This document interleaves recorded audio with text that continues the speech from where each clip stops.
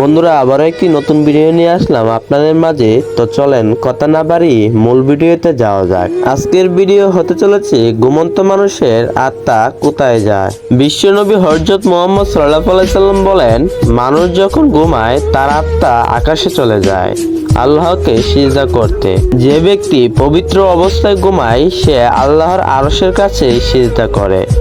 যে অপবিত্র অবস্থায় ঘুমায় সে আরশ থেকে দূরে গিয়ে সিজদা করে। তাছাড়া পবিত্র অবস্থায় ঘুমালে একজন ফেরেশতা সারা রাত আমাদের মাথার কাছে বসে আল্লাহর কাছে ক্ষমা প্রার্থনা করে। সুবহানাল্লাহ। তাই সময় থাকতে শুধরে যায়। আল্লাহ তাআলা কখন কার উপর গজব পালায় তা বোঝা মুশকিল। বন্ধুরা আজ এই পর্যন্ত, আবারও একটি নতুন ভিডিও নিয়ে আপনাদের সাথে দেখা হচ্ছে।